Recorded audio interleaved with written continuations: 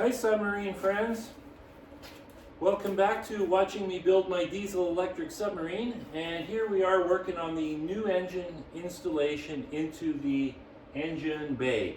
So this part of the submarine actually gets welded to the back of the pressure hull, so the engine is actually outside the pressure hull but still exposed to the inside of the pressure hull. Anyways, what I've been working on is I got the alternator installed. Now, I don't know if you can tell, you probably can. It's a chrome alternator. I bought it purely by accident, honest. I don't know how that happened. So anyways, that's installed. And this right here is the throttle. Maybe you can see the throttle mechanism moving. Probably not, but anyways, that just connects to my boat throttle in the submarine. So that's good progress. I'm pretty pleased with all this.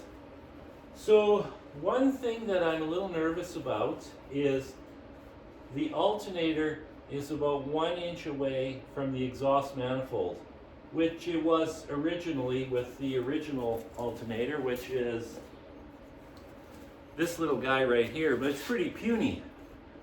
It's very tiny actually.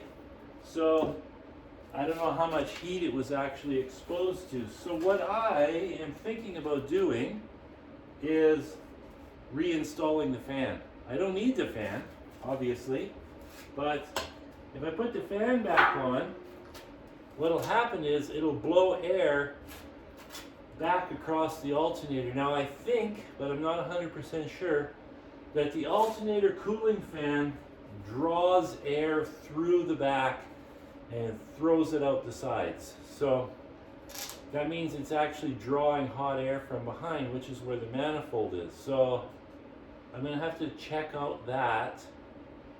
That's a good question for ChatGPT. Somebody actually was mentioning that I have to stop relying on ChatGPT. Well, okay, that's easy to say, but the math that Chat does for me is unbelievable and quick.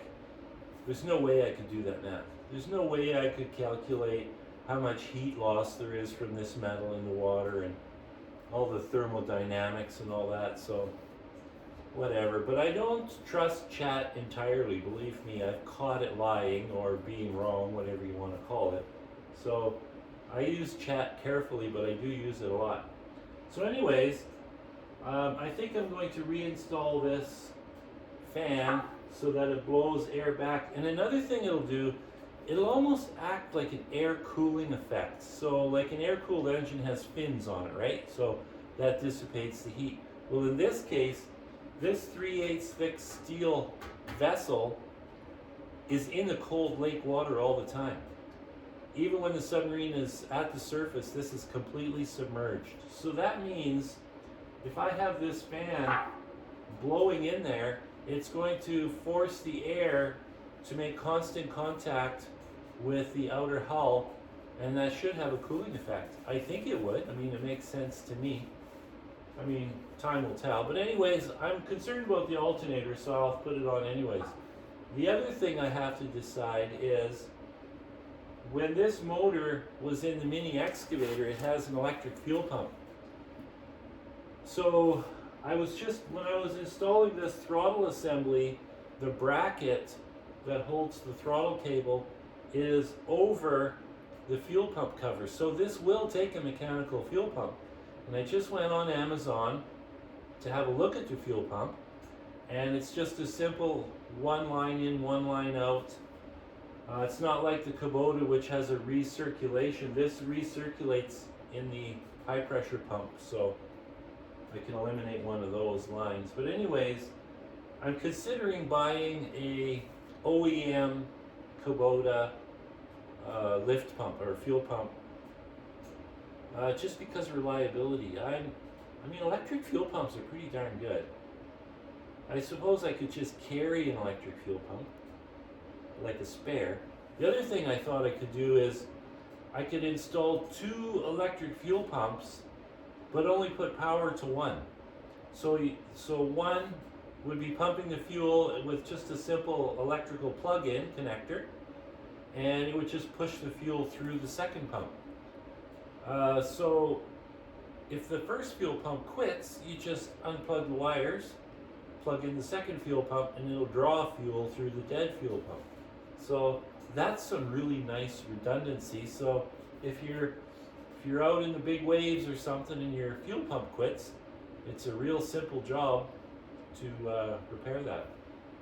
I was actually thinking about that, and I was thinking, if something like the fuel pump quit and you're in big waves, if it's 100 or 150 feet deep or something, I would probably just submerge the submarine, sit on the bottom of the lake where it's nice and calm and quiet and no moving around, and make my repair and then go back to the surface. It's kind of a handy feature. Anyways, the other thing I got ready is I had to modify my heat exchanger because I made a bonehead move. I had the inlet and the outlet both coming in the bottom of the heat exchanger, which would create an air pocket in the top, so that's no good. And also, I want the whole thing to be able to drain without blowing air into it. So it's important that it's top and bottom so that it'll drain nicely. So I have to work on that. And I would like to have a system also where I can backfeed all of this with antifreeze. And that's just to prevent corrosion. So again, I checked on ChatGPT about corrosion of these metal components like the water-cooled exhaust. Now the inner part is stainless steel, but the outer part is carbon steel.